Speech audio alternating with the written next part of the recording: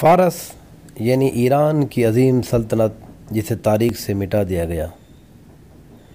قدیم یونانیوں کی جانب سے شروع کی جانے والی مہم جس کا مقصد قدیم فارس یعنی کہ موجودہ ایران پر کیچڑ اچھالنا تھا، 2000 سال میں بھی ان کی حیران کن کامیابی کی داستان کو مکمل طور پر مسخ نہیں کر سکی۔ قدیم فارس اور یونان کی معاشرتی اور ثقافتی تاریخ کے ماہر لوئڈ جونز ایک ایسے خاندان کی کہانی سناتے ہیں جس نے دنیا کی عظیم ترین سلطنت کو جنم دیا۔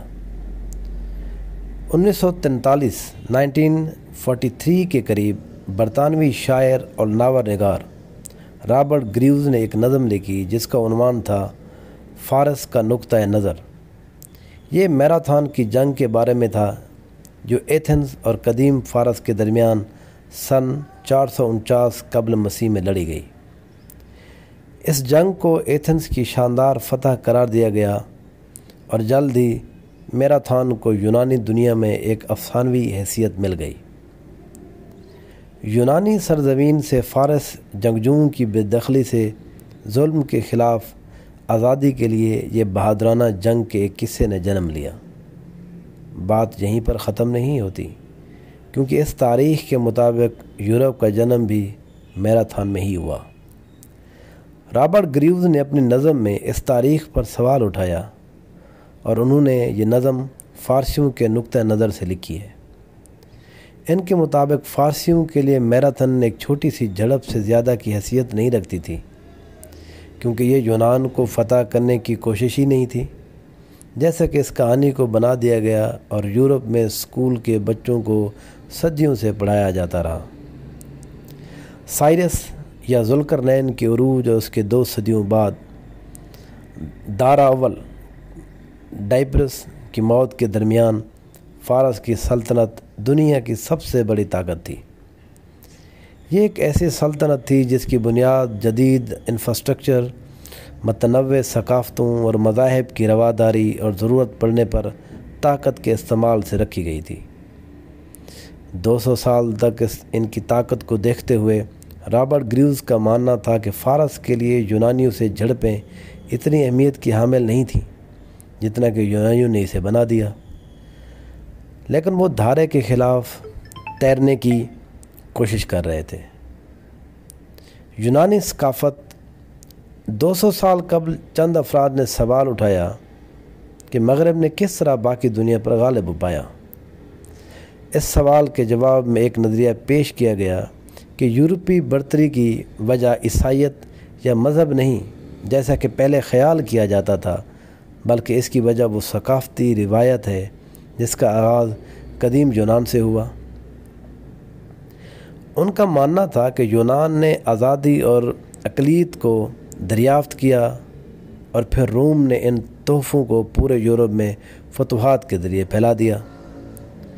اس نقطے کے مطابق یونان اور روم کے علاوہ باقی تمام علاقوں میں وحشی بستے تھے۔ ان میں سب سے بدتر خطرناک فارس کے رہنے والے تھے جو پوری دنیا پر قبضہ کرنا چاہتے تھے۔ یونان اور فارس کی جنگوں کے وقت سے ہی فارسیوں کے خلاف ایسی مہم چلائی گئی جس کا مقصد ان کو آزاد دنیا کا ظالم دشمن دکھانا تھا۔ معاملہ اس لیے بھی پیچیدہ ہوا کیونکہ فارس میں تاریخ لکھنے کا طریقہ یونان سے مختلف تھا۔ وہ شاعری اور گیت کے ذریعے اپنا ماضی نسل در نسل منتقل کرتے تھے۔ تو پھر سوال یہ ہے کہ فارس کی درست تاریخ کیا ہے؟ اس کا جواب قدیم فارس زبان میں موجود عبارتوں سے ملتا ہے جو اس سلطنت کے بارے میں معلومات فراہم کرتے ہیں۔ ان کی معیشت سول سروس سے لے کر آرٹس کے بارے میں بتاتی ہیں۔ اس خزانے کی وجہ سے ایران کے پاس اب ایک ایسا پلیٹ فارم موجود ہے جہاں سے وہ اپنے ماضی کی کہانی سنا سکتے ہیں۔ یہ کہانی 6 صدی قبل از مسیح میں شروع ہوتی ہے جب قدیم دنیا کے ایک قابل ذکر حکمران کا عروج ہوا جسے ہم سائرس دوم کے نام سے جانتے ہیں۔ اس وقت فارس ایک چھوٹی سی بادشاہت تھی جو موجودہ ایران کے جنوب مغرب میں واقع تھی اور کئی قبائل میں سے ایک پر مشتمل تھی، لیکن اپنی موت سے قبل ہی سائرس اس چھوٹی سی بادشاہت کو دنیا کی سپر پاور بنا چکا تھا۔ 550 قبل مسیح میں سائرس نے جنوبی ایران کے قبائلی اتحاد کی مدد سے میڈیز کے دارالحکومت پر قبضہ کر لیا، جو اس وقت خطے کی بڑی بادشاہ تھی۔ ان کی اگلی بڑی کامیابی ایشیائی کوچک اناطولیہ میں لیڈیا کی طاقت اور مالدار سلطنت کے خلاف تھی، جس کے دارالحکومت پر قبضے نے ان کی مستقبل کی فتوحات کی راہ ہموار کر دی تھی۔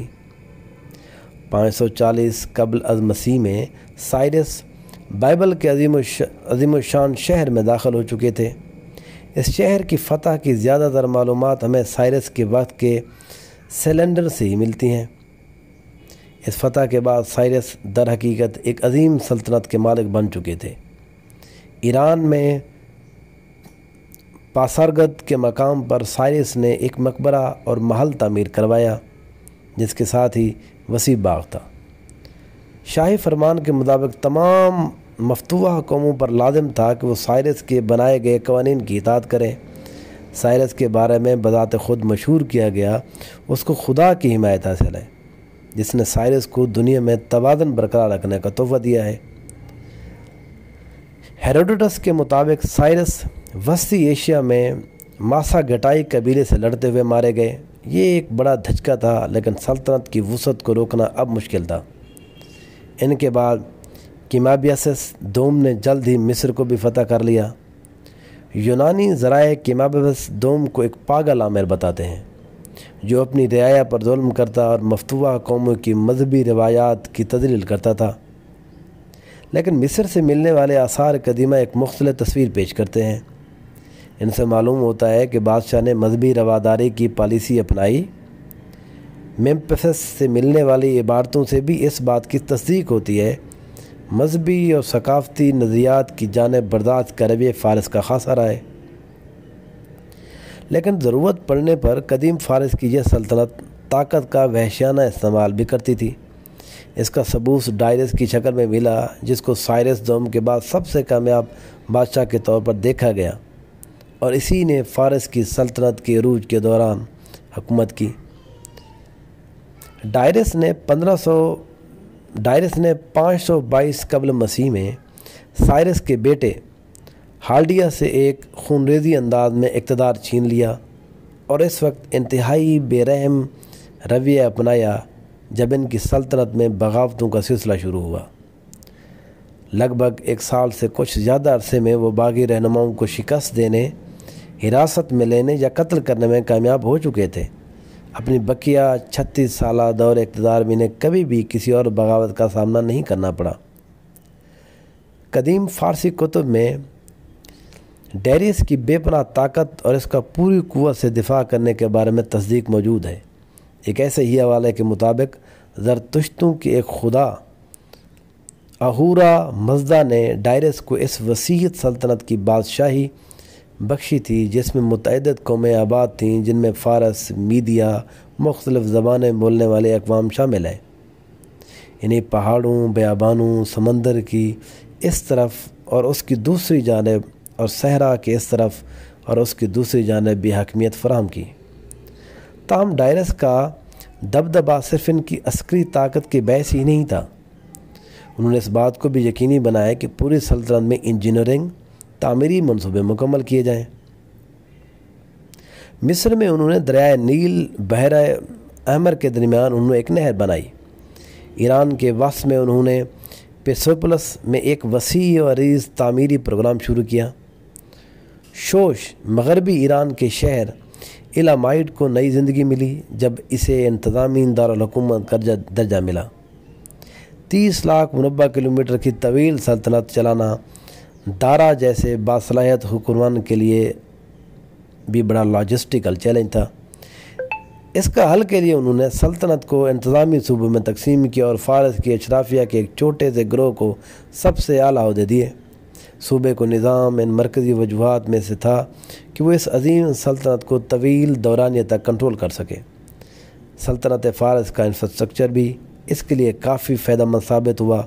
صوبوں کو وفاق کے ساتھ سڑکوں کے ذریعے جوڑا گیا۔ دارا کی سلطنت کی وسعت اس زمانے کے فن پاروں سے بھی آیا ہے، جن میں سلطنت کے مختلف حصوں کا امتزاج ملتا ہے۔ مگر ان کے مخصوص پہلو فارس سے یکجہتی کا بھی پیغام دیتے ہیں۔ بطور جنگجو اور انتظامی حکمران دارا کو مغرب میں ان کے سخت رویے کے لیے یاد رکھا جاتا ہے، جنہوں نے جنگ میراتھان کے ذریعے یونان پر ناکام حملہ کیا۔ یونان کو اپنی سلطنت میں شامل کرنا دارا کا خواب ضرور تھا، مگر یونان اور فارس کے درمیان تناؤ پر یونانی مورخ ہیروڈوٹس کی تجاویز سے یونان کی مزاحمت اور فارس کا رد عمل مبالغہ آرائی محسوس ہوتا ہے۔ دارا کی موت 486 قبل مسیح میں ہوئی اور اس کے بعد سلطنت کو وسعت دینے کا کام ان کے بیٹے خشیارشا کو ملا۔ اپنے والد کی طرح ان کے لیے بھی یونانیوں سے نمٹنا مشکل کام تھا۔ انہوں نے 480 قبل مسیح میں ایتھنز پر قبضہ کیا، مگر انہیں زمینی اور سمندری دونوں پر یونانیوں سے بڑی شکست اٹھانا پڑی۔ انہوں نے اس حقیقت کا سامنا تھا کہ یونان کبھی ان کی سلطنت میں شامل نہیں ہو سکے گا، اور یوں انہوں نے اس خواب کو ادھورا چھوڑ دیا اور پھر واپس گھر چلے گئے۔ اگلی 1.5 صدی میں اندرونی بغاوتیں ہوئیں، مصر کی ناکامی اور دوبارہ حملے کیے گئے۔ سدیا موجودہ دور کے لبنان میں بغاوت کو کچلا گیا۔ ان تمام بحرانوں کے باوجود 330 قبل مسیح تک فارس کی اثر و رسوخ کو چیلنج نہ کیا جا سکا۔ پھر یونان میں ایسی شخصیت رونما ہوئی جس نے کچھ ہی برسوں میں مکمل سلطنت فارس کا تختہ الٹ دیا، اور وہ تھے سکندر اعظم۔ انہیں روکنے کی ذمہ داری دارا سوم کی تھی۔ اس میں ناکامی نے ہمیشہ کے لیے ان کی شہرت کو داغدار کر دیا۔ لیکن دارا سوم ایک بہادر فوجی اور باصلاحیت حکمران تھے جو سکندر اعظم کے مشن کے سامنے بڑی رکاوٹ بن کر ابھرے۔ تاہم وہ 333 قبل مسیح اور 331 میں گومگل کی جنگوں میں شکست روک نہ سکے۔ دوسری شکست کے بعد دارا سوم مغربی ایران میں ہگمتانہ فرار ہو گئے تاکہ دستوں کو جمع کر سکیں۔ یہاں سے باختر گئے، یہاں انہوں نے ان کے کزن اردشیر پنجم نے قتل کیا۔ 330 قبل مسیح میں دارا سوم کی موت کے بعد سلطنت فارس کا خاتمہ ہوا اور دنیا کی تاریخ میں نئے باب کا آغاز ہوا، جس میں سکندر اعظم نے ایسی سلطنت قائم کی جس کے آگے فارس بھی چھوٹا لگا۔ بغاوتوں، سرحدی تنازعات، جانشینی کی لڑائیوں اور بادشاہوں کے قتل کے باوجود سلطنت فارس نے 2 دہائیوں سے زیادہ عرصے تک وسیع علاقے پر حکمرانی کی، جس کی متنوع آبادی تھی۔ سوال یہ نہیں کہ سلطنت فارس کا خاتمہ کیوں ہوا، بلکہ یہ کہ یہ اتنے طویل عرصے تک قائم کیسے رہی۔ اس کا بنیادی جواب یہی ہے کہ شاہی خاندان نے بادشاہت پر اتنا کنٹرول برقرار رکھا تھا۔ بخمنشی خاندان نے اس سلطنت کو خاندانی کاروبار کی طرح چلایا۔ اندرونی سلطہ پر بغاوت کی گئی، مگر اس سے کوئی صوبہ یا ریاست ٹوٹ نہ سکی، بلکہ سوال یہی تھا کہ خاندان کے سربراہ کون بنے گا اور تخت پر کون بیٹھے گا۔ آج سلطنت فارس پر تحقیق میں بہت سی اہم باتیں سامنے آ رہی ہیں۔ 1930 کی دہائی سے فارسی ذرائع سے تحریریں سامنے آتی رہیں۔ آثار قدیمہ کے ماہرین نے مسلسل ایسی چیزیں حاصل کیں جس سے وہ سلطنت کی تعریف بدلنے میں مجبور ہیں۔ جیسا کہ رابرٹ گیریو کہتے ہیں کہ اب ایران کی تاریخ کو فارس کے پس منظر میں سمجھانا ممکن ہے۔